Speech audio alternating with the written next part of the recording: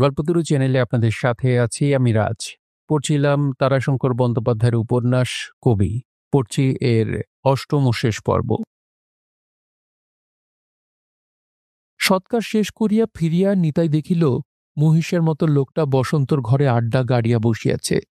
বসন্তর জিনিসপত্রগুলি ইহারই মধ্যে এক জায়গায় স্তূপীকৃত করিয়া রাখা হইয়া গিয়াছে। আবারও নিতাই একটু হাসিয়া ঘরের এক পাশে একটা মাদুর বিছাইয়া চিতাগ্নির উত্তাপ জর্জর পরিশ্রম ক্লান্ত দেহখানা ছড়াইয়া দিল। সে ভাবিতেছিল মরণের কথা। মরণ কি? পুরাণে পোড়া মরণের কথা তাহার মনে পড়িল। মানুষের আয়ু ফুরাইলে ধর্মরাজ যম তাহার অনুচরগণকে আদেশ দেন ওই মানুষের আত্মাটিকে লইয়া আসিবার জন্য। ধর্মরাজের অদৃশ্য অনুচরেরা আসিয়া মানুষের অঙ্গুলি প্রমাণ আত্মাকে লইয়া যায়। ধর্মরাজের বিচারালয়ে ধর্মরাজ তাহার কর্মবিচার করেন।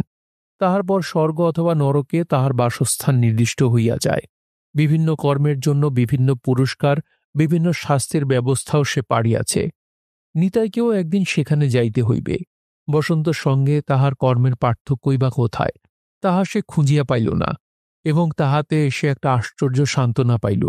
কারণ বসন্ত যেখানে গিয়াছে সেখানেই সে যাইবে। সে হয়তো অনন্ত নরক। তা হোক, সেদিন তো আবার তাহার সহিত দেখা হইবে। কিছুক্ষণ পর মনটা আবার হায় হায় করিয়া উঠিল। আজ কিছুতেই তাহার মন ভরিতেছে না। তাহার কোলের উপরেই যে বসন্ত লুটাইয়া পড়িয়া মরিল, সে যে নিজ হাতে তাহার দেহখানা পুড়াইয়া ছাই করিয়া দিয়াছে কিছুক্ষণ আগে, আর যে সমস্ত পৃথিবীর মধ্যে আর যে বসন্তকে কোথাও খুঁজিয়া পাওয়া যাইবে না, এই একটা কথাই বারবার মনে ঘুরিতেছে। বসন্ত চলিয়া গেল, সমস্ত পৃথিবী খুঁজিয়া আর তাহাকে পাওয়া যাইবে না। সেই বসন্ত, ঝকমকে খুরের মতো মুখের হাসি, আগুনের শিখার মতো তাপ, তেমনি রং, তেমনি রূপ। বসন্তকালের কাঞ্চন গাছের মতোই বসনের বেশভূষা, বাহার।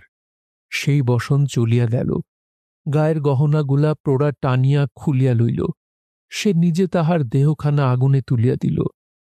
বসন একটা প্রতিবাদও করিল না।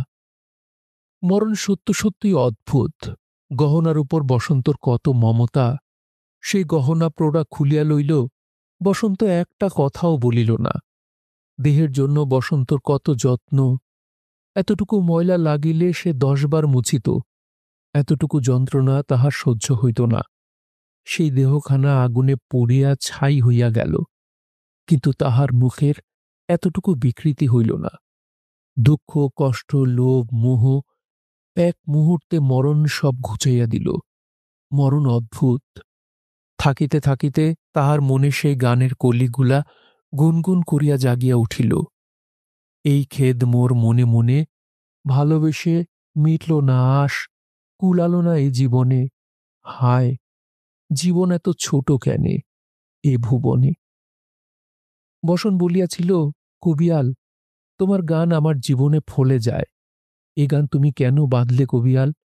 গানটা বসনের জীবনে সত্য হইয়া গেল। হায় হায়, বসন কি মরিয়া শান্তি পাইয়াছে? এ জগতের যত তাপ, যত অতৃপ্তি, সব কি ও জগতে গিয়া জুড়াইল? জীবনে যা পাওয়া যায় না, মরণে কি তাই মেলে? সুর গুনগুন করিয়া উঠিল। জীবনে যা মিটল না কো, মিটবে কি হায় তাই মরণে? মেটে, তাই মেটে। বসন কি মরণের পরেও বসন হইয়া আছে? এ আকাশে যে চাঁদ ডোবে, সে চাঁদ কি সেখানকার আকাশে ওঠে? এ ভুবনে যে ফুলটি ঝরিয়া পড়ে, সে ফুল কি সে ভুবনে পরিজাত হইয়া ফুটিয়া উঠে? এ জীবনের ও জগতের যত কান্না, সে কি অনাবিল আনন্দে খিলখিল করিয়া হাসি হইয়া বাজিয়া ওঠেও পারে? সে জগতে ওঠে, ওঠে। এ ভুবনে ডুবল যে চাঁদ, সে ভুবনে উঠল কি তা? হেথায় সাঁঝে ঝরল যে ফুল, হোথায় প্রাতে ফুটল কি তা? এ জীবনের কান্না যত, হয় কি হাসি সে ভুবনে? হায়, জীবনে তো ছোট জ্ঞানে এ ভুবনে। হঠাৎ একটা কলহ কোলাহলে তাহার গানের তন্ময়তা ভাঙিয়া গেল। মনটা ছিছি করিয়া উঠিল। বাহিরে দলের লোকেদের মধ্যে চেঁচামেচি শুরু হইয়া গিয়াছে। নির্মলা তীক্ষ্ণ স্বরে চিৎকার করিতেছে। সে বাহিরে আসিয়া দাঁড়াইল। ব্যাপারটা শুনিয়া সে আরো মর্মাহত হইল। ঝগড়া বাঁধিয়াছে বসনের স্থান পূরণ লইয়া।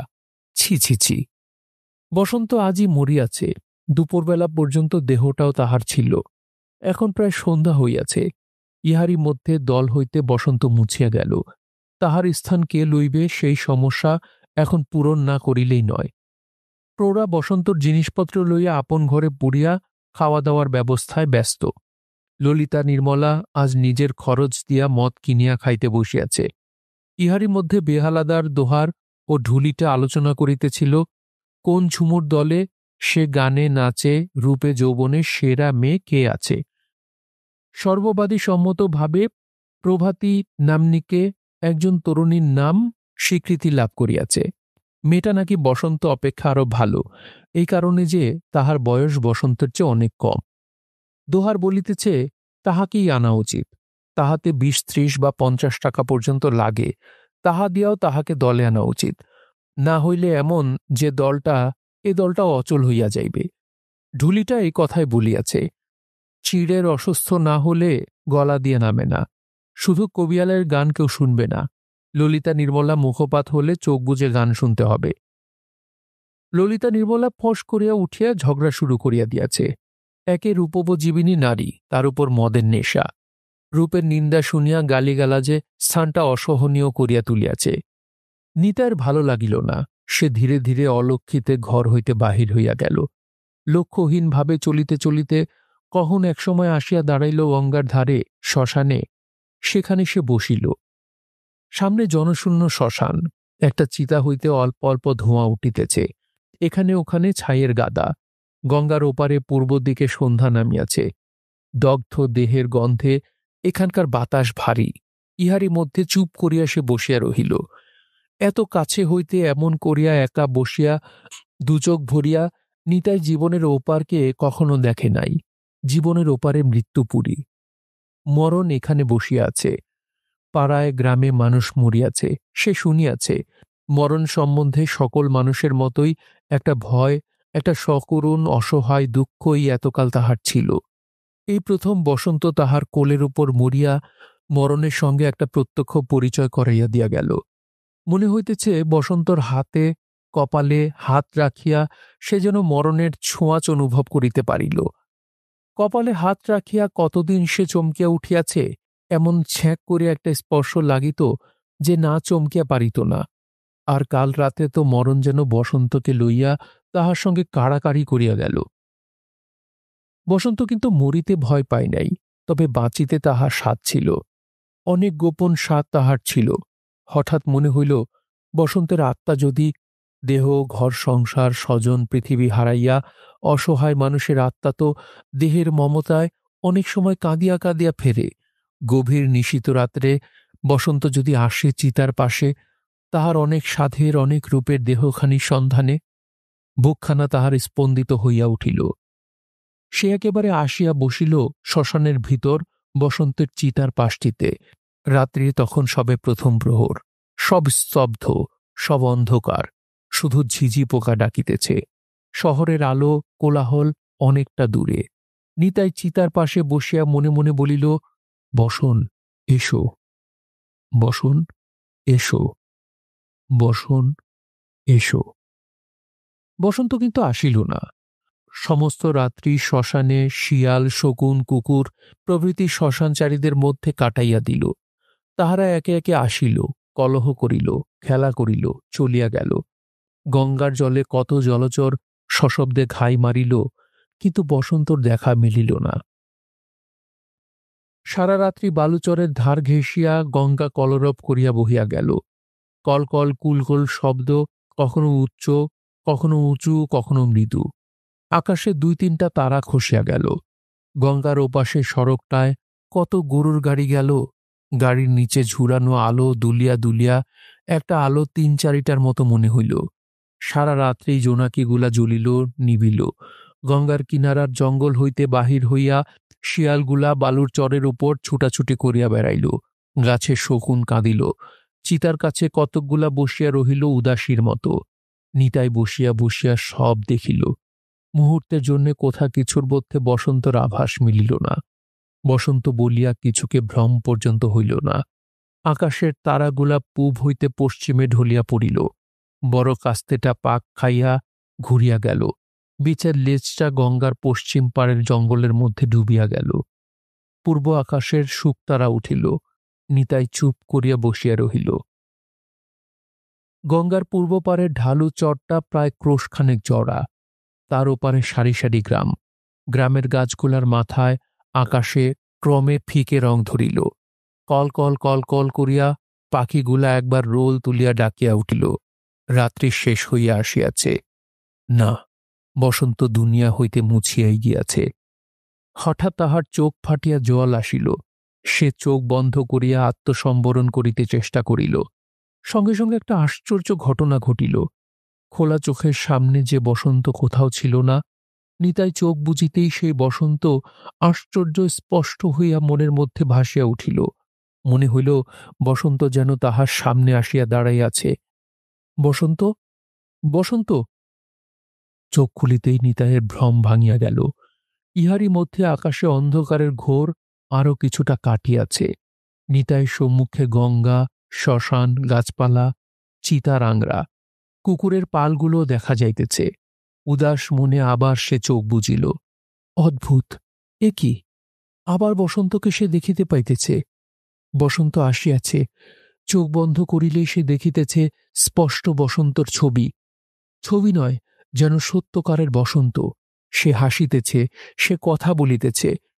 পুরনো কথার পুনরাবৃত্তি নয়। বসন্ত নূতন ভঙ্গিতে কত নূতন কথা বলিতেছে, নূতন বেশভূষায় সাজিয়া নূতন রূপে দেখা দিতেছে। নিতাই খুশি হইয়া উঠিল। থাকিতে থাকিতে নতুন কলি তাহার মনে জাগিয়া উঠিল। মরণ তোমার হার হল যে মনের কাছে। ভাবলে যারে কেড়ে নিলে, সে যে দেখি মনেই আছে, মনের মাঝেই বসে আছে। আমার মনের ভালোবাসার কদমতলা, চার যুগেতেই বাজায় সেথা বংশী আমার বংশীওয়ালা। বিরহের কোথায় পালা, কিসের জ্বালা, চিকন কালা দিবস নিশি রাধায় যাঁচে। মনখানি তাহার পরিপূর্ণ মন হইয়া উঠিল। এ যে কেমন করিয়া হইল তাহা সে জানে না, তবে হইল। বসন্ত তাহার হারায় নাই। পরিপূর্ণ মনেই সে গঙ্গার ঘাটে নামিয়া মুখ হাত ধুইল, তারপর ফিরিল বাসার দিকে। বাসায় তখন বাচ্চারার তোড়জোড় পড়িয়া গিয়াছে। তাহাকে দেখিয়া সকলে হইচই করিয়া উঠিল। এই যে, এই যে! দুহাটটি রসিকতা করিয়া বলিল, আমি বলি, ওস্তাদ বুঝি বিভাগী হয়ে গেল। নিতাই মৃদু হাসিয়া ছড়ার সুরে তাহারই পুরনো একটা গানের দুইটি কলি আবৃত্তি করিয়া দিল। সে বিনে প্রাণে বাঁচিনে, ভবনে ভুবনে রহি কেমনে, আমি যাই সেই পথে, যে পথ লাগে ভালো নয়নে। ললিতা ঠোঁট পিচ কাটিয়া বলিল, বলো কি বোনাই, অঙ্গে তবে তোমার ছাই কই? নির্মলা কিন্তু আসিয়া সস্নেহে তাহাকে সম্ভাষণ করিয়া বলিল, বসো দাদা, আমি চা করে দিই। বাজনাদারটি আসিয়া মৃদুস্বরে বলিল, কাল ছিলে কোথা বলো তো? কার বাড়িতে? সে কেমন হে? অর্থাৎ তাহার ধারণা নিতাই কাল রাত্রে বসন্তকে ভুলিবার জন্য শহরের কোনো দেহ ব্যবসায়িনীর ঘরে গিয়ে আশ্রয় লইয়াছিল। বেহালাদার ধমক দিল, থামো হে, থামো তুমি। যেমন তুমি নিজে তেমনই দেখো সবাইকে। বসো ওস্তাদ, বসো। নিতাই হাসিয়া বসিল। প্রৌঢ়া এতক্ষণ কাজে ব্যস্ত ছিল। একজন পুরনো কাপড়ের ব্যবসায়ীর সঙ্গে বসন্তের কাপড়গুলি বেচিবার বন্দোবস্ত করিতেছিল। দামদস্ত শেষ করিয়া সে বাহিরে আসিল। নিতাইকে বলিল, ওগো বাবা, এই বেলাতেই উঠছি, গুছিয়ে তোমার জিনিসপত্র বেঁধে চেঁধে নাও। নির্মলা একটি বাটিতে তেলমাখা মুড়ি নামাইয়া দিয়া বলিল, চায়ের জল ফুটছে, ততক্ষণে মুড়ি কটে খেয়ে নাও, কাল তো সারা রাত খাও নাই। তাহার মুখের দিকে চাহিয়া নিতাই বলিল, বোন নইলে ভাইয়ের দুঃখ কেউ বোঝে না। আর মাসি বেটির কথা বুঝি ভুলেই গেলে বাবা? প্রৌঢ়া আসিয়া একটি মদের বোতল, গোটা দুয়েক গত রাত্রের সিদ্ধ ডিম, খানিকটা মাংস আনিয়া নামাইয়া দিল। কাল রাত থেকে আনিয়ে রেখেছি, খাও, শরীরে জুত হবে। নিতাই তাহার মুখের দিকে চাহিয়া মৃদু হাসিয়া বলিল, মা মাসিদের কি কেউ ভোলে? না, ভোলা যায়। চিরদিন তোমার কথা মনে থাকবে মাসি।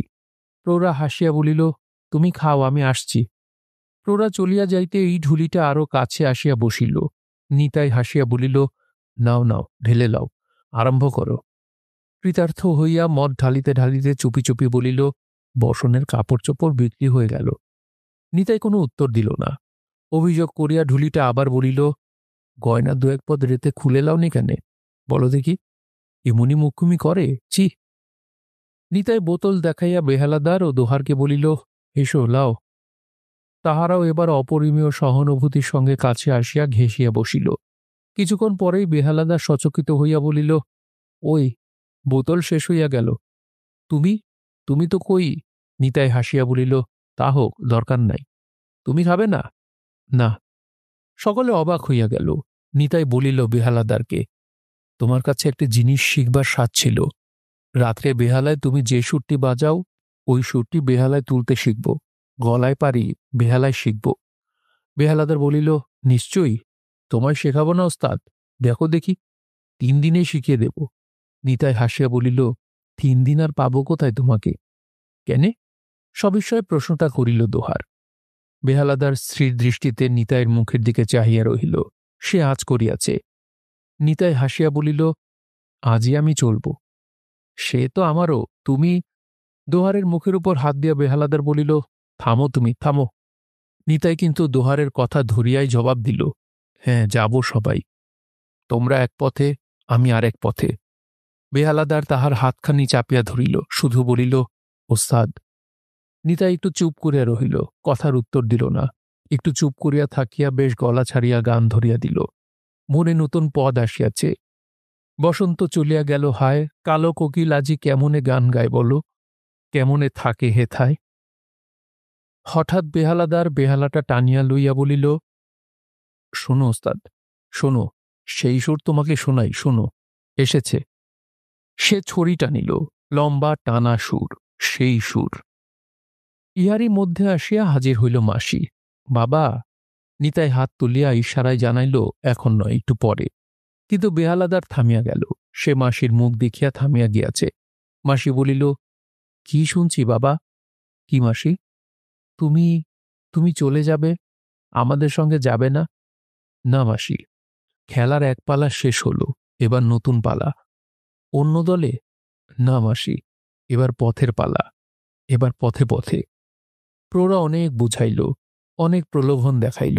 বসন্তর গহনা কাপড় চোপড়ের দামের অংশ পর্যন্ত দিতে চাহিল, আর বলিল, বসনের চেয়ে ভালো নোক আমি দলে আনছি বাবা, আমি কথা দিচ্ছি, তোমার কাছেই সে থাকবে। নিতাই বলিল, না মাসি, আর নয়। নির্মলা কাঁদিল। নিতাইও একবার চোখ মুছিয়া বলিল, না ভাই, তুমি কেঁদো না, তুমি কাঁদলে আমি ব্যথা পাব। বেহালাদার বলিল, তুমি বিভাগী হবে ওস্তাদ? নিতাই ও প্রশ্নের জবাবে তাহার দিকে স্থির দৃষ্টিতে চাহিয়া রহিল। তাই তো, বসন্তের সঙ্গে যে গাঁটছড়া ও গিট সে বাঁধিয়াছিল, সে গিট খুলিয়া গিয়াছে। বসন্ত আজ তাহাকে মুক্তি দিয়াছে। এবার একটা নতুন ডাক যেন সে শুনিয়াছে, পথে পথে চলো মুসাফের। বেহালাবাদকের প্রশ্নে তাহার মনে অকস্মাৎ সুরটি বাজিয়া উঠিল, বিবাগী। বৈরাগ্যই তাহার ভালো লাগিল। ঝুমুরের দল ধরিল দেশের পথ। নিতাই কোন পথে কোথায় যাইবে তাহার ঠিক করে নাই। তবে এই দলটির সঙ্গে থাকিবে না তাহা ঠিক। সেই কারণে দলের বন্ধন কাটাইবার অন্য একটা পথ ধরিল। কটুয়া হইতে ছোট লাইন ধরিয়া ইহারা চলিল মল্লারপুরের দিকে। নিতাই বড় লাইন ধরিয়া উত্তর মুখে চলিল। শেষ মুহূর্তে ঠিক করিয়া ফেলিল সে কাশী যাইবে। নির্মলা অনেকখানি কাঁদিল। মেয়েটা তাহাকে দাদা বলিত। দাদা বলিয়া নিতাইয়ের জন্য কাঁদিতে তাহার সংকোচের কোনো কারণ ছিল না। শেষ মুহূর্তে ললিতাও কাঁদিল, বলিল, জামাই, সত্যিই ছাড়লে? প্রৌঢ়া বর্তমানের আশা ছাড়িয়াও কিন্তু ভবিষ্যতের আশা ছাড়ে নাই। সে বলিল, চিরকাল তো মানুষের মন বিভাগী হয়ে থাকে না বাবা। মন একদিন ফিরবে, আবার চোখে রং ধরবে, ফিরেও আসবে। তখন যেন মাসিকে ভুলো না, আমার দলেই এসো। বেহালাদার ম্লান হাসি হাসিয়া বলিল, আচ্ছা। মহিষের মতো লোকটাও কথা বলিল, চললে? খানিকটা চুপ করিয়া থাকিয়া আবার বলিল, সন্ন্যাসী হওয়ার কষ্ট অনেক হে, ভিক করে পেট চলে না, তা নইলে বেশ, এসো তাহলে। তাহারা যাইবে ছোট্ট লাইনের ট্রেনে, যে লাইনের উপর নিতাইয়ের নিজের বাড়ি। ওই লাইনের ট্রেনেই নিতাই আসিয়াছিল গ্রাম ছাড়িয়া। সেই ছোট গাড়িতেই চড়িয়া মাসি বলিল, এসো বাবা, এই গাড়িতেই চড়ো, এই লাইনেই তো বাড়ি, মন খারাপ হয়েছে, বাড়ি ফিরে চলো বাবা। বাড়ি? নিতাই চমকিয়া উঠিল। বাড়ি, স্টেশন, সেই কৃষ্ণচূড়ার গাছ, সেই রেললাইনের বাঁক, সেই স্বর্ণ শীর্ষবিন্দু কাশফুল, সোনার বরণ ঝকঝকে ঘটি মাথায়, খাড়ে ধোয়া মোটা খাটো কাপড় পরা অতি কোমল কালো মেয়েটি, সেই তাহার ঠাকুরঝি। ঠাকুরঝি? সঙ্গে সঙ্গে মনে পড়িয়া গেল সেই কলতানের পুরনো গান, কালো যদি মন্দ তবে কেশ পাকিলে কাঁদো কেনে, কালো চুলে রাঙা কুসুম হেরেছু কি নয়নে। নিতাইয়ের মুখে হাসির রেখা দেখা দিল, অদ্ভুত হাসি।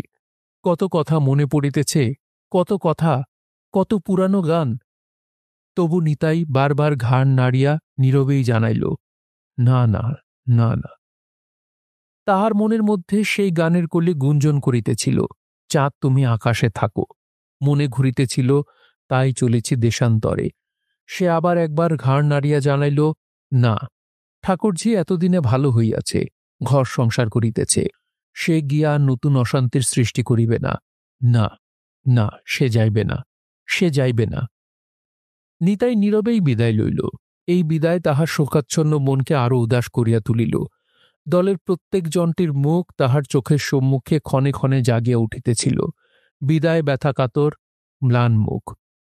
তাহারও সহিত কোনোদিন তাহার ঝগড়া হয় নাই, কিন্তু তাহারা যে এত ভালো এ কথা আজিকার দিনের এই মুহূর্তটির আগে কোনোদিন কোনো একটিবারের জন্য মনে হয় নাই।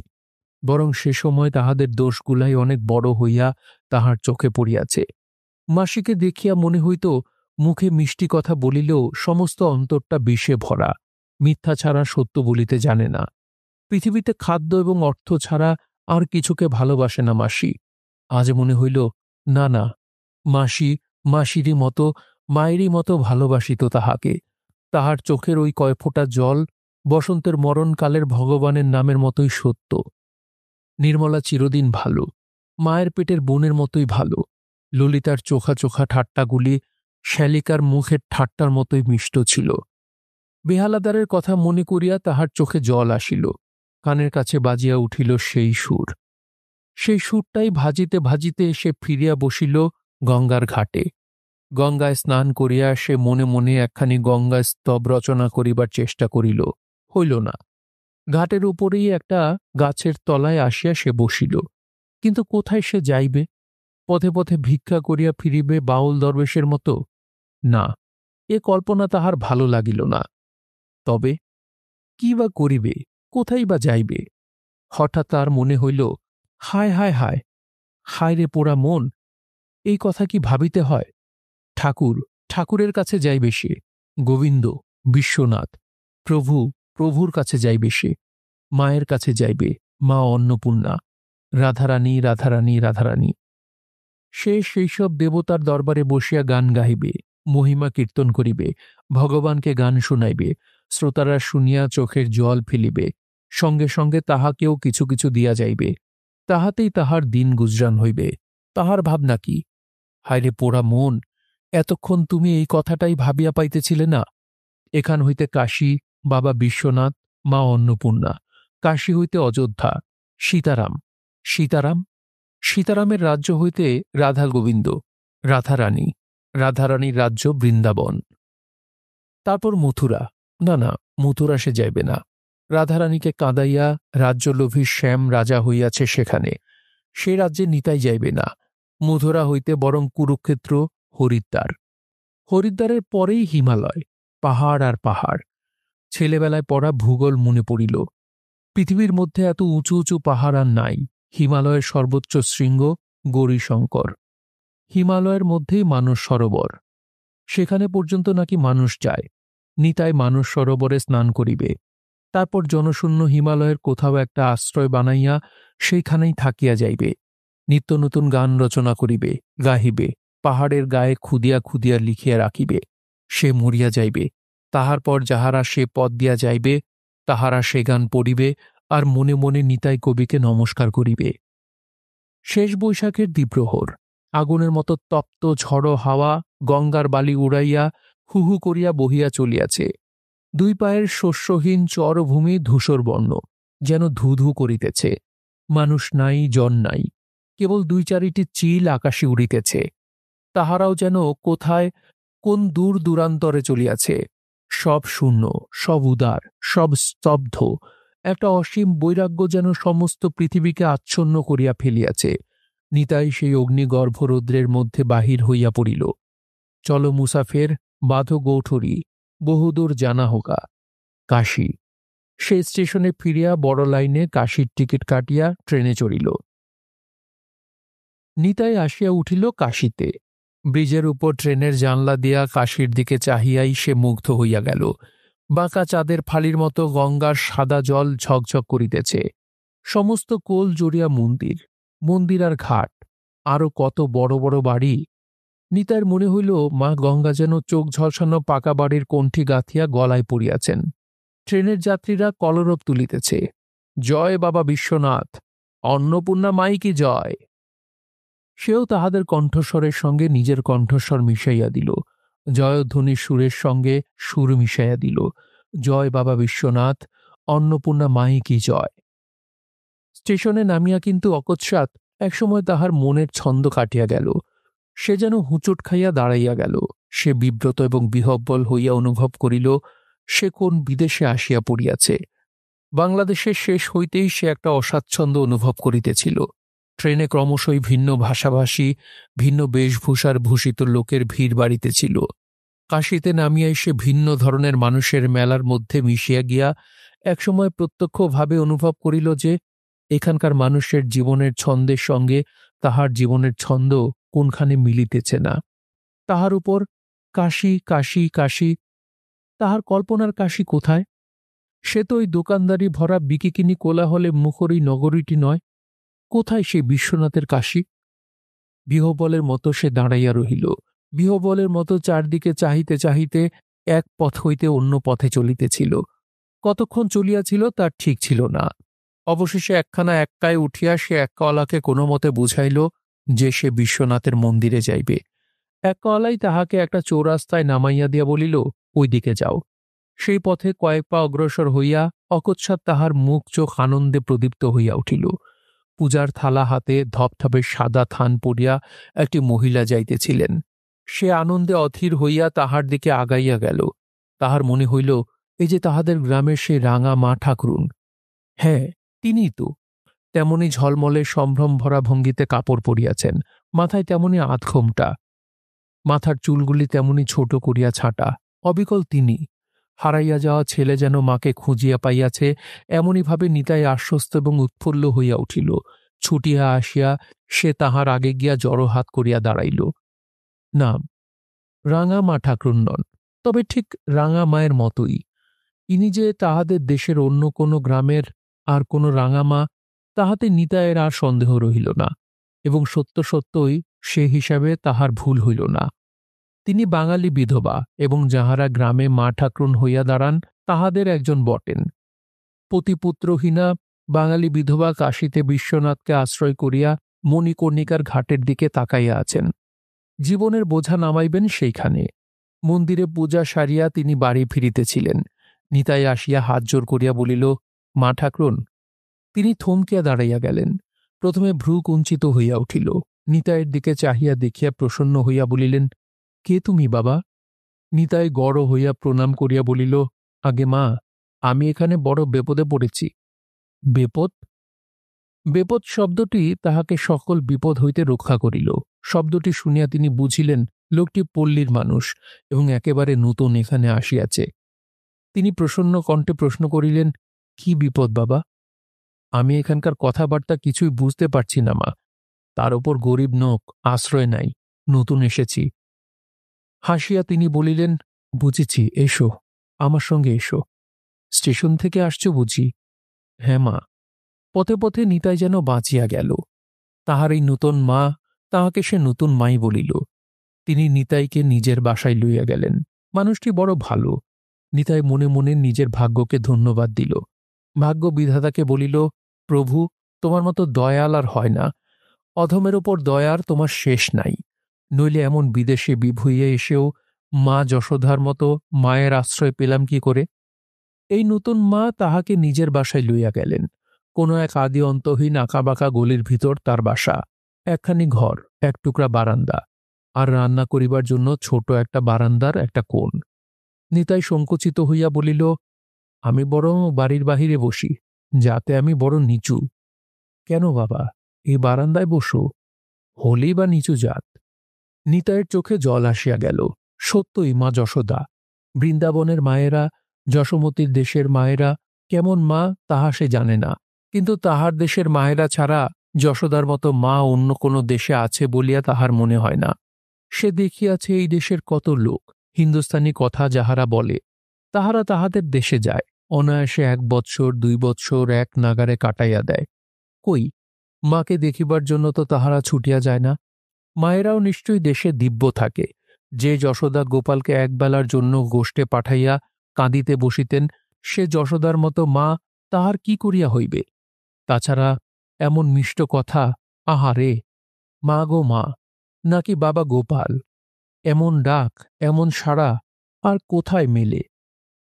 মা তাহাকে একে একে কত কথা জিজ্ঞাসা করিলেন, কি নাম, কোথা ঘর, কোথা পোস্ট অফিস, কোন জেলা। অবশেষে জিজ্ঞাসা করিলেন, বাড়িতে কে কে আছে বাবা? মা, ভাই, বিয়ে করনি বাবা? নিতাইয়ের মনে পড়িয়া গেল ঠাকুরজিকে, মনে পড়িয়া গেল বসন্তকে। সে একটা দীর্ঘ নিঃশ্বাস ফেলিয়া বলিল, না। নূতন মা কিছুক্ষণ চুপ করিয়া থাকিয়া প্রশ্ন করিলেন, তোমাদের গ্রামে কত ঘর ব্রাহ্মণ, কত ঘর কোন জাত আছে বাবা মানিক? তোমাদের কোন স্টেশন? তোমাদের ওদিকে গেলবার ধান কেমন হয়েছিল বাবা? ধান ছাড়া আর কোন ফসল হয়? বর্ষা কেমন হয় বাবা? বাদল হয় ঘন ঘন? মায়ের চোখ দুইটি স্বপ্নাতুর হইয়া উঠিল। বর্ষায় কাদা কেমন হয় বাবা? তোমাদের দেশে ডাবের গাছ বেশি না তালের গাছ বেশি? ডাবের দর কি রকম? মাছ কেমন? কোন মাছ বেশি? তোমাদের দেশের মুড়ি কেমন হয় বাবা? নিতাই একে একে জবাব দিয়া গেল।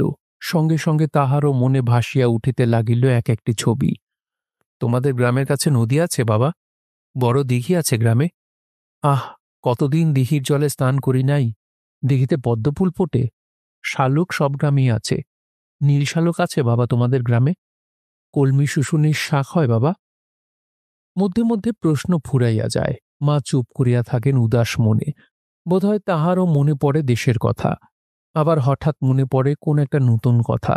সেইটার পিছনে পিছনে আসিয়া দাঁড়ায় আবার এক ঝাঁক প্রশ্ন। তোমাদের ওদিকে সজনের ডাঁটা হয়? নজনে আছে?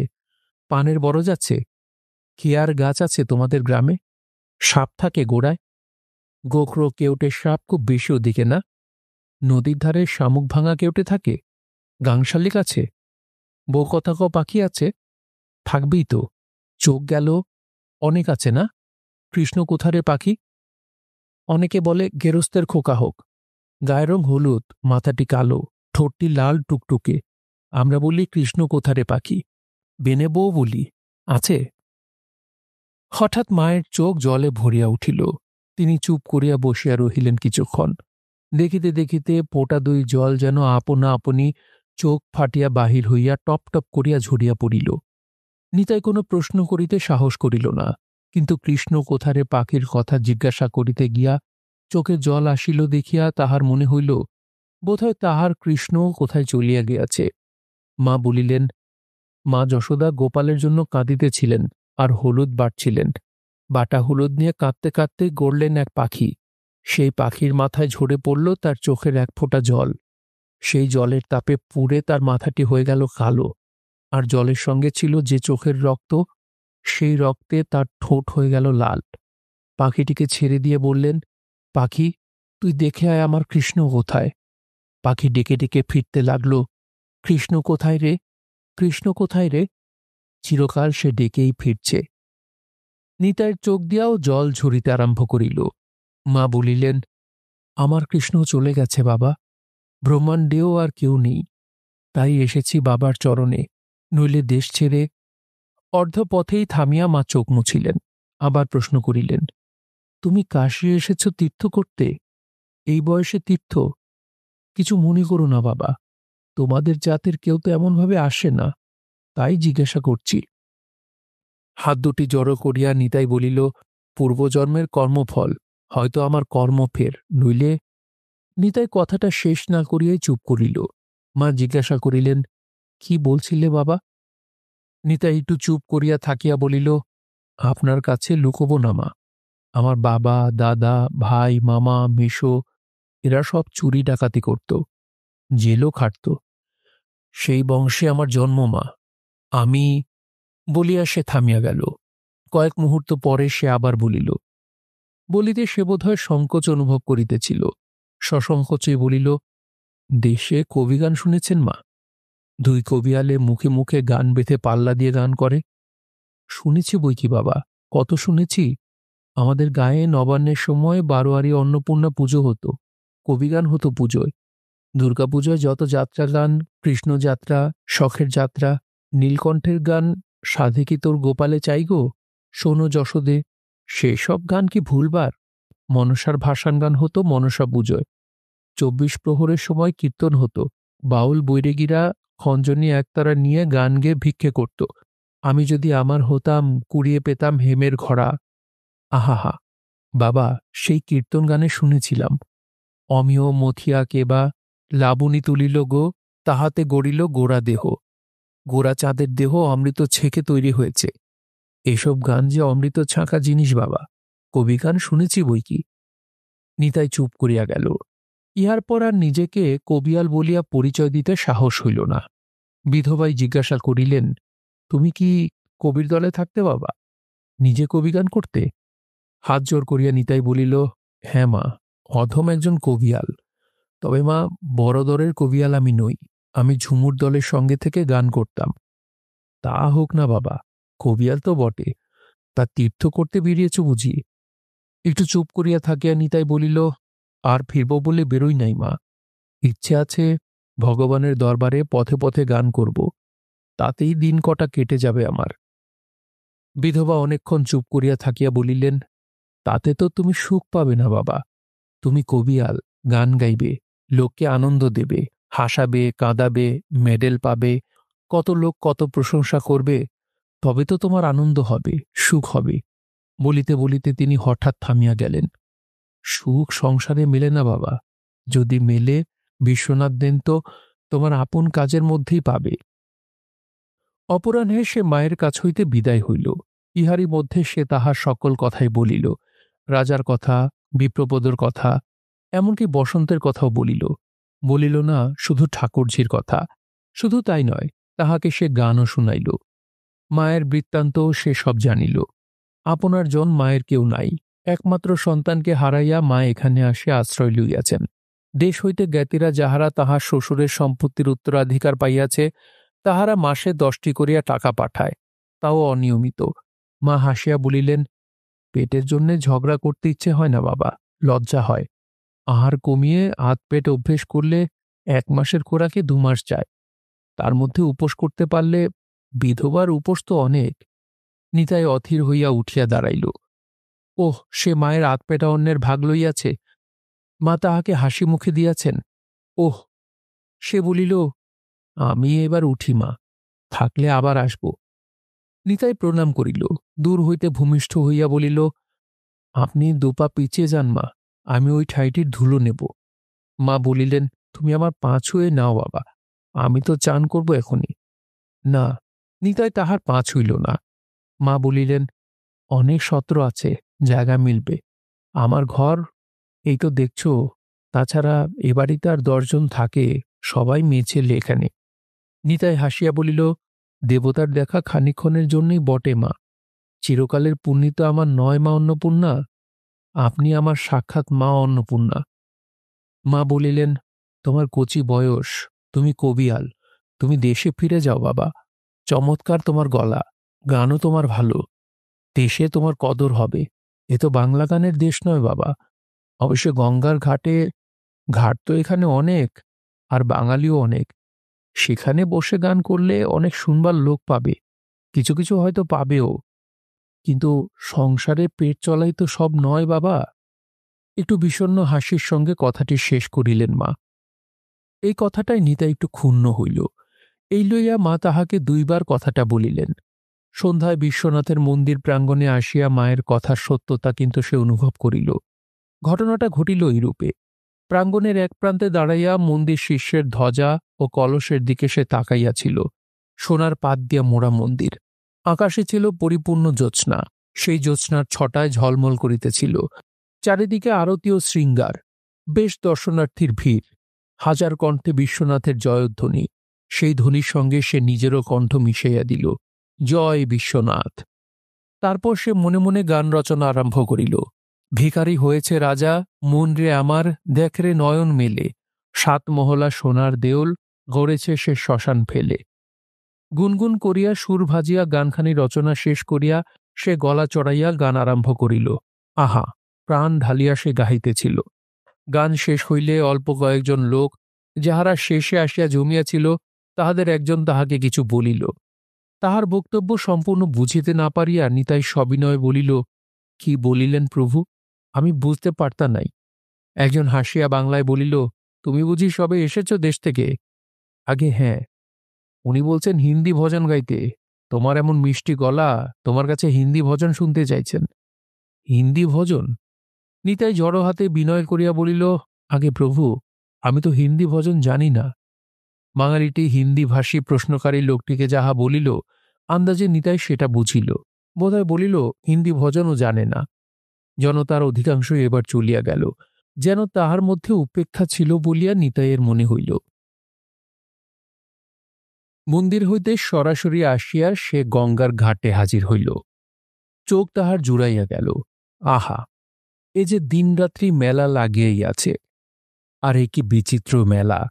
মা গঙ্গাকে সামনে রাখিয়া এ যেন ভবের খেলার হাট বসিয়া গিয়াছে। একদিকে মণিকর্ণিকা, অন্যদিকে রাজা হরিশ্চন্দ্রের ঘাটে শ্মশান চুল্লি জ্বলিতেছে অবিরাম। ধ্বনি উঠিতেছে, রাম নাম সত্য হ্যায়। লোকে বলে, এখানে যাহারা ভস্ম হইল তাহারা শিবলোকে চলিয়া গেল। শিবরাম শিবরাম, শিব শম্ভু। কি তাহার মনে হইল, দশাশ্বমেধ হইতে পথের জনকে শুধাইয়া শুধাইয়া আসিয়া উঠিল মণিকর্ণিকার ঘাটে। মণিকর্ণিকার ঘাটে আসিয়া হঠাৎ সে পুটুলিটা খুলিয়া বাহির করিল একটা পিতলের আংটি। আংটিটা বসনের। বসনের এই একটি মাত্র স্মৃতিচিহ্ন তাহার কাছে আছে। সেইটিকে এই রাজা মণিকর্ণিকার ঘাটে গঙ্গার জলে ফেলিয়া দিবে। এই পুণ্যে বসনের সকল পাপ মুছিয়া যাক। বসন, তুমি স্বর্গে যাও। কিন্তু ফেলিতে গিয়াও সে ফেলিতে পারিল না। হাত গুটাইয়া কয়েক মুহূর্ত দাঁড়াইয়া থাকিয়া সে প্রায় ছুটিয়া পলাইয়া আসিল। বসনের আর কিছু নাই, শুধু এইটুকু। না, থাক এটুকু, থাক, তাহার জীবনের শেষ পর্যন্ত থাক। ওহ, বসন দিন দিন হারাইয়া যাইতেছে। কাশী আসিয়া অবধি বসনকে তাহার বোধ করি মনেই পড়ে নাই, স্বপ্ন দেখে নাই।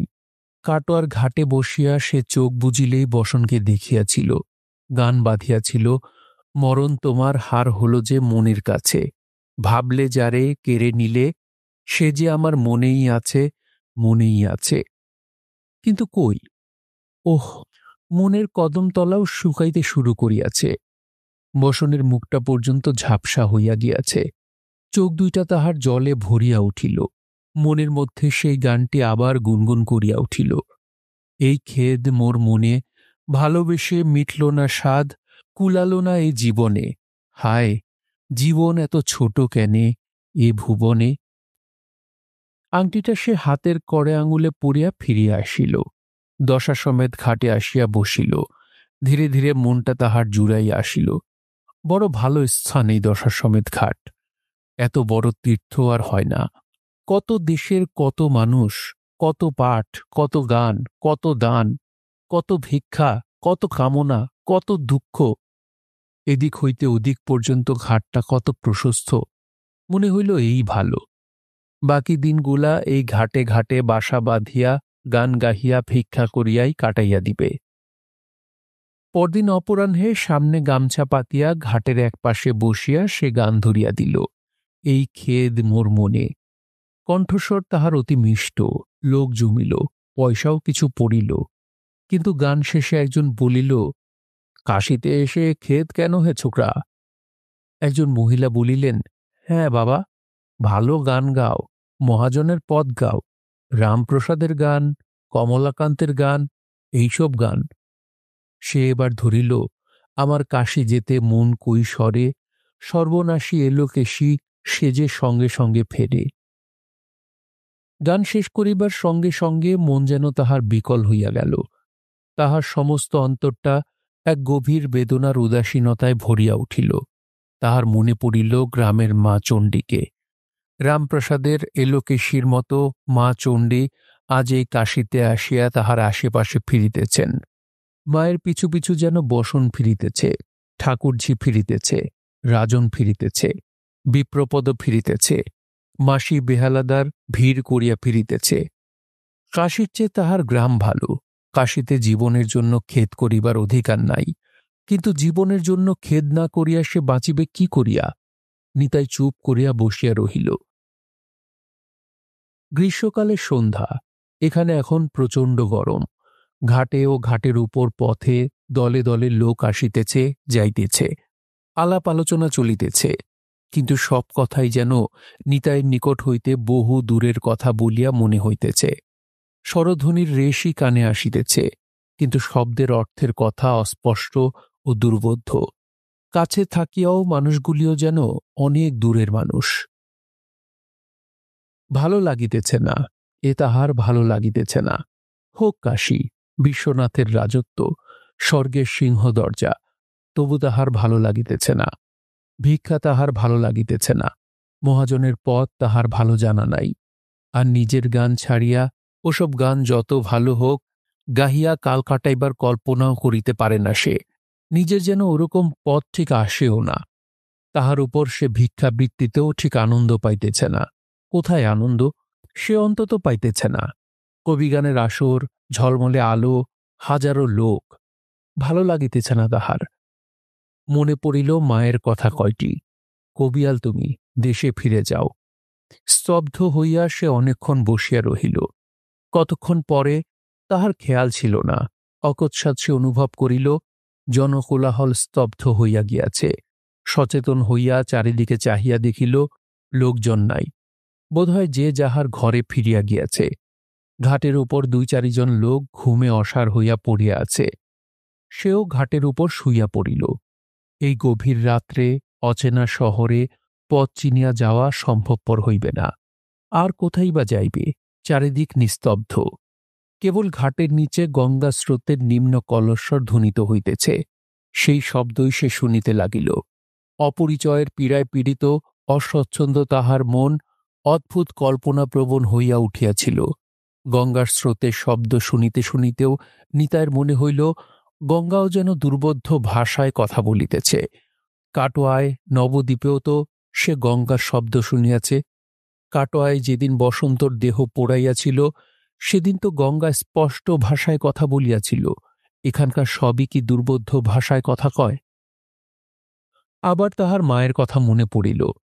সমস্ত দিনের মধ্যে পাখির ডাক সে অনেক শুনিয়াছে, কিন্তু বউ কথা কও বলিয়া তো তাহাদের কেউ ডাকে নাই। চোখ গেল বলিয়া তো কোনো পাখি ডাকে নাই। কৃষ্ণ কোথারে বলিয়াও তো কোনো পাখি কাঁদিয়া ফেরে নাই এখানে। কাকের স্বর পর্যন্ত কেমন ভিন্ন রকম। মা তাহাকে যাহা বলিয়াছিলেন তাহাই ঠিকই।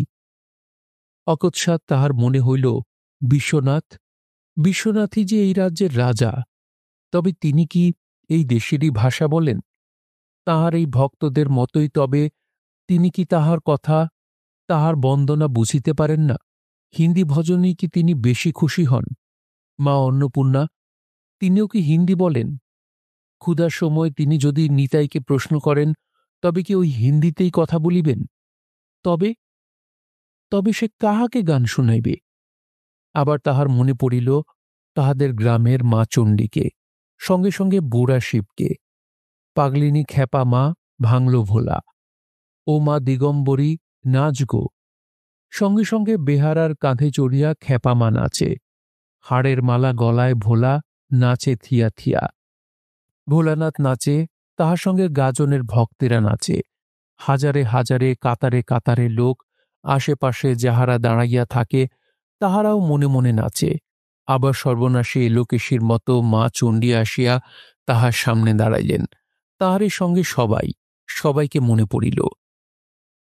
প্রথমেই মনে পড়িল ঝুমুর দলটিকে, নির্মলা বোনকে মনে পড়িল, ললিতাকে মনে পড়িল। মাসি আসিয়া বাবা বলিয়া তাহার চোখের সামনে দাঁড়াইল। বেহালাদার, দোহার, বাজনাদার, রাজন, বণিক মাতুল, বিপ্রপদ ঠাকুর সকলে দূরে যেন ভিড় জমাইয়া দাঁড়াইয়া আছে।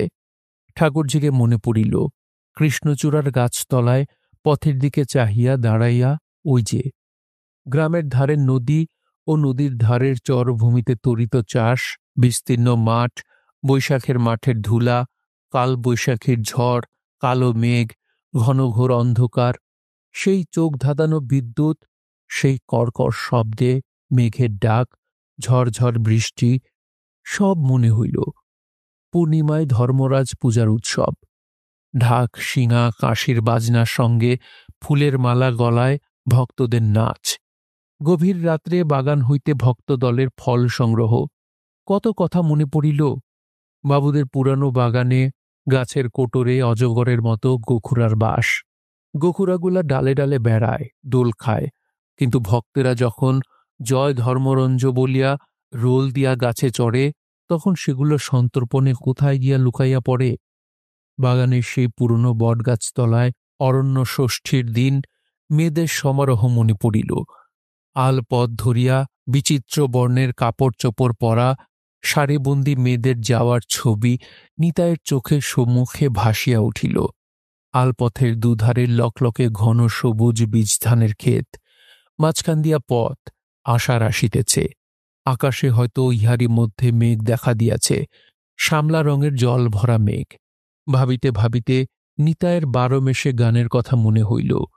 বৈশাখে সূর্যের ছটা, বৈশাখে সূর্যের ছটা, যত সূর্য ছটা, কাঠ ফাটা তত ঘটা কাল বৈশাখী মেঘে। লক্ষ্মী মাপেন বীজ ধান্য চাষ ক্ষেতের লেগে। পূর্ণ ধরম আসে পূর্ণিমাতে সবে, পূজে ধর্মরাজায়। আমার পরাণ কাঁদে, হায়রে বিধি, কাঠের মতন বক্ষ ফেটে যায়। তারপরে জ্যৈষ্ঠ আসে, জ্যৈষ্ঠ এলে বৃক্ষতলে মেয়ের দলে অরণ্য ষষ্ঠী পূজে। জামাই আসে, কন্যা হাসে, সাজেন নানা সাজে। দশহরায় চতুর্ভুজা গঙ্গা পূজা, এবার সোজা মাঠ ভাসিবে বন্যায়। আমার পরাণ কাঁদে, হায়রে বিধি, চোখের জলে বক্ষ ভেসে যায়। এমন করিয়া আষাঢ়ের রথযাত্রা, বর্ষার বাদল, আম্বুবাচির লড়াই, শ্রাবণের রিমিঝিমি বর্ষণ মাথায় করিয়া ধান ভরা ক্ষেত পার হইয়া সেই বাবাজির আখড়ার ঝুলন উৎসব দেখার স্মৃতি হইতে চৈত্রের গাজন পর্যন্ত মনে করিয়া করিয়া সে এক নূতন 12 মেশে গান মনের আবেগে রচনা করিয়া ফেলিল। বছর শেষে চৈত্র মাসে দিব্য হেসে বসে নেশে অন্নপূর্ণা পুজোর টাটে। ভাণ্ডার পরিপূর্ণ, মাঠ শূন্য, তিল পুষ্প ফুটছে শুধু মাঠে।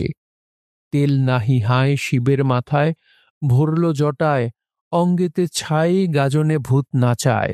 আমার পরাণ কাঁদে, হায়রে বিধি, পক্ষ মেলে উড়ে যেতে চায়। অধীর হইয়া সে প্রভাতের প্রতীক্ষা করিয়া রহিল।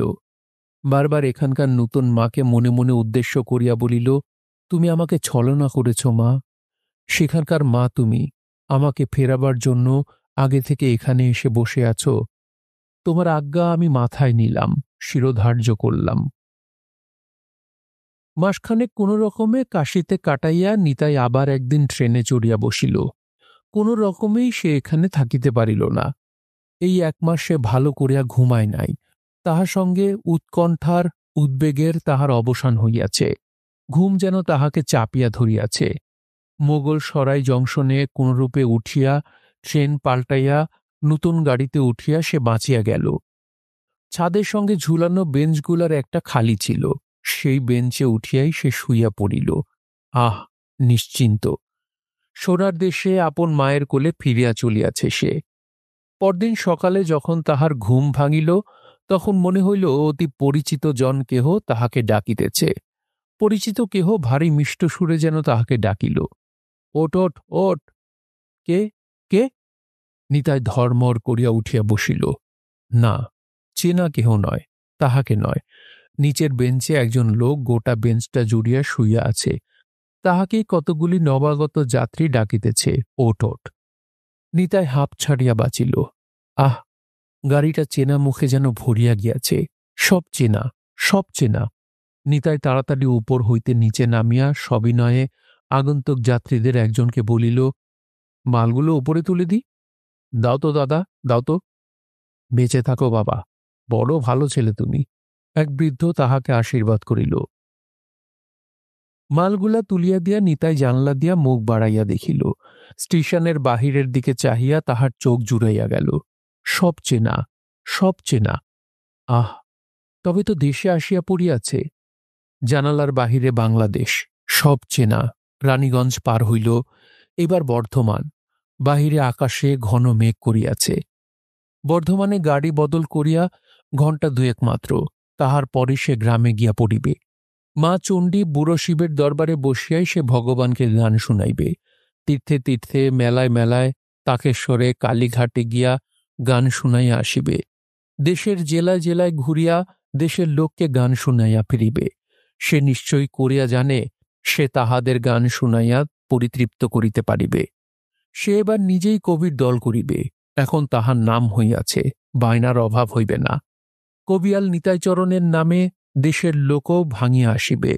মেলা খেলায় গালাগাল খেউন নইলে চলে না। তাহার মধ্যেও কৌতুক আছে, তবু সে ভালোবাসার গানকেই বড় করিবে। বসন্তকে হারাইয়া সে বুঝিতে পারিয়াছে সমস্ত পৃথিবী জুড়িয়া ওই একই খেদ। জীবন এত ছোট কেনে? ভালোবাসিয়া স্বাদ কেন মেটে না? ছোট এতটুকু জীবনের পরিসরে ভালোবাসিয়া কেন কুলায় না?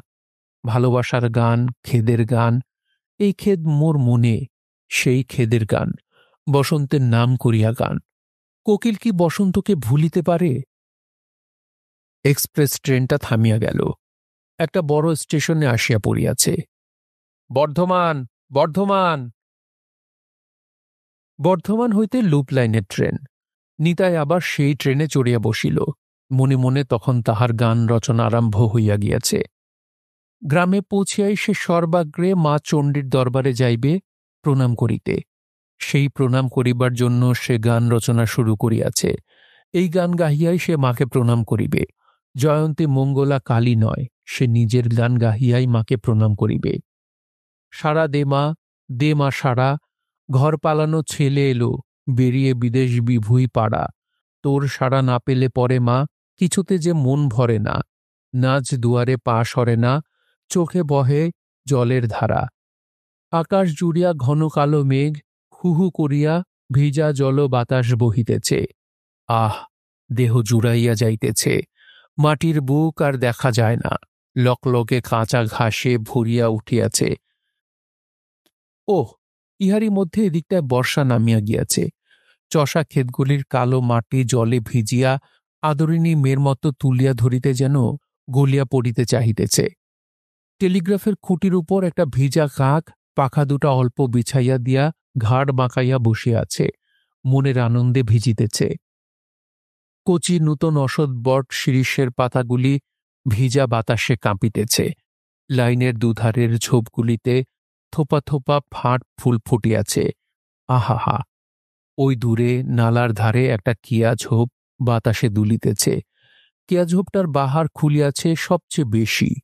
সঙ্গে সঙ্গে আবার তাহার বসন্তকে মনে পড়িয়া গেল।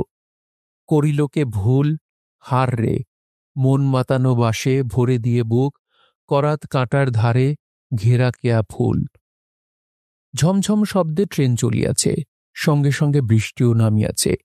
মধ্যে মধ্যে মেঘের উপর ঘনাইয়া আসিতেছে সন্ধ্যাবেলার কাজল দিঘির জলের রঙের মতো রং। বৃষ্টি জোর হইতেছে, অমনি চারিদিক ঝাপসা। ওহ, এদিকটায় প্রচুর বৃষ্টি হইয়া গিয়াছে। মাঠ জলে থই থই করিতেছে। মেঘের গ্যাঙর গ্যাঙর ডাক ট্রেনের শব্দকে ছাপাইয়াও কানে আসিতেছে। এদিকে কারান লাগিয়া গেল। ঘং ঘং গম গম শব্দে ট্রেনখানা ধ্রুপদ ধামারে গান ধরিয়া দিল। নদীর পুল, গেরুয়া রঙের জলে সাদা সাদা ফেনা ভাসিয়া চলিয়াছে। এপার হইতে ওপার পর্যন্ত লাল জল থই থই করিতেছে। জল ঘুরপাক খাইতেছে, আবার তীরের মতো সোজা ছুটিয়া চলিয়াছে। দুপাশে কাশের ঝাড়, ঘন সবুজ, অজয় নদী। দেশে আসিয়া পড়িয়াছে। দেশ, তাহার গাঁ, তাহার মা। তোর সাড়া না পেলে পরে মা, কিছুতে যে মন ভরে না, চোখের পাতায় ঘুম ধরে না, বয়ে যায় মা জলের ধারা। এইবার বোলপুর, তারপর কোপাই, তারপর তারপর জংশন, ছোট লাইন। ঘট ঘট ঘট ঘট, ঘং ঘং ঘং ঘং। সর্বাঙ্গে দুরন্ত দোলা দিয়া নাচাইয়া ছোট লাইনের গাড়ির চলন। হায় হায় হায় হায়। সঙ্গে সঙ্গে নিতাইয়ের বুকের ভিতর নাচিতেছে নিমাইয়ের মন, ছেলে মানুষের মতো নাচিতেছে। চোখ ভাসাইয়া জল আসিতেছে অজয়ের বানের মতো। মাগো, মা, আমার মা, আমার গাঁ। ওই যে সেই নিমচের জোল, উদাসীন মাঠ, উদাসীর মাঠ। ওই সে কাশির পুকুর, ওই যে সেই কালীবাগান, যে বাগানের গাছগুলি ছিল তাহার কবি জীবনের গানগুলির প্রথম শ্রোতার দল। গাড়িটা ঈষৎ বাঁকিল, স্টেশনে ঢুকিতেছে। ওই যে, ওই যে। গাড়ি থামিল। ট্রেন চলিয়া গিয়াছে। নিতাই দাঁড়াইয়া আছে। তাহার চারিদিকে বিস্মিত একটি জনতা। নিতাই এমনটি প্রত্যাশা করে নাই। এত স্নেহ, এত সমাদর তাহার জন্য সঞ্চিত হইয়া আছে এখানে। রাজার মুখে পর্যন্ত কথা নাই।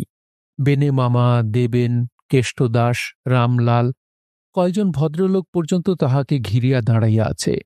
সম্মুখে সেই কৃষ্ণচূড়ার গাছটি। ফুলের সময় শেষ হইয়া আসিয়াছে। ঘন সবুজ চিরল চিরল পাতায় ভরিয়া উঠিয়াছে। তবু দুই চারিটি ফুল যেন নিতাইয়ের জন্যই ধরিয়া আছে। নিতাইয়ের চোখে জলের ধারা। নিতাই কাঁদিতেছে, কাঁদিতেছে বিপ্রপদ ঠাকুরের মৃত্যুকে উপলক্ষ করিয়া।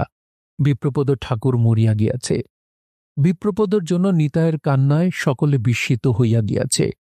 কথাটা কৌতুকের কথা, কিন্তু নিতাইয়ের ওই নীরব বিগলিত অশ্রুধারা এমন একটি অনুচ্ছ্বসিত প্রশান্ত মহিমায় মহিমান্বিত হইয়া উঠিয়াছিল যে তাহার কান্নাকে উপহাস করিবার উপায় ছিল না। নিতাইয়ের কবিয়ালির খ্যাতি দেশের সকলেই শুনিয়াছে। তাহার জন্য সকলে তাহাকে শ্রদ্ধা না হোক, প্রশংসাও করে মনে মনে, কিন্তু এ তাহা নয়, তাহারও অতিরিক্ত কিছু। তাহার ঢোকের ওই দর বিগলিত ধারায় সেই মহিমাতেই নিতাই মহিমান্বিত হইয়া সকলের চেয়ে বড় হইয়া উঠিল। বিপ্রপদকে হারাইয়া সে শুধু কাঁদে নাই, তাহাদের সকলকে ফিরিয়া পাইয়াও কাঁদিতেছে। কতক্ষণ পর নিতাই আসিয়া বসিল সেই কৃষ্ণচূড়া গাছের তলায়।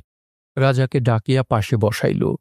লাইন যেখানে বাকি আছে, দুটি লাইন যেখানে একটি বিন্দুতে মিশিয়া এক হইয়া গিয়াছে মনে হয়, সেইখানে দৃষ্টি নিবন্ধ করিয়া নিতাই বলিল, রাজন, ভাই। ওস্তাদ, ভাইয়া। ঠাকুরঝি। ওস্তাদ।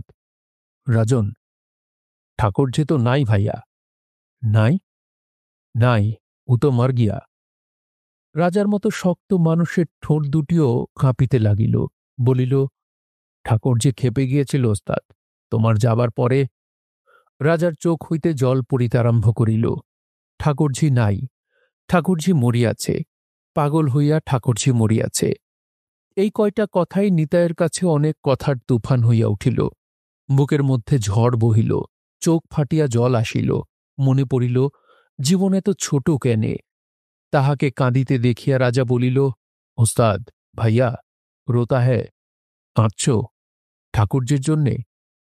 চোখ মুছিয়া বিচিত্র হাসি হাসিয়া ফেলিয়া নিতাই বলিল, গান শোনো রাজন, গান শোনো। গুনগুন করিয়া ভাজিয়া লইয়াই সে গলা ছাড়িয়া গাহিল, এই খেদ আমার মনে, ভালোবেসে মিটল না স্বাদ, কুলাল না এই জীবনে। হায়, জীবন এত ছোট কেনে এ ভুবনে। রাজা তাহার হাত চাপিয়া ধরিয়া চিৎকার করিয়া উঠিল, হায় হায় হায় রে, বলো ওস্তাদ, জীবন এত ছোট কেনে? হায় হায় হায়। নিতাই বলিল, তাই যদি জানব রাজন।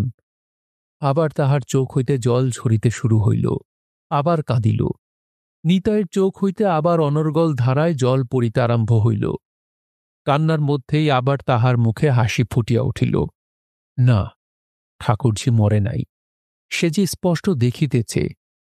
ওই যেখানে রেলের লাইন দুটি একটি বিন্দুতে মিলিয়া বাঁকিয়া চলিয়া গিয়াছে দক্ষিণমুখী নদী পার হইয়া, সেইখানে মাথায় সোনার টোপর দেওয়া একটি কাশ ফুল হিল হিল করিয়া দুলিতেছে, আগাইয়া আসিতেছে যেন। সে আছে, আছে, এখানকার সমস্ত কিছুর সঙ্গে সে মিশিয়ে আছে।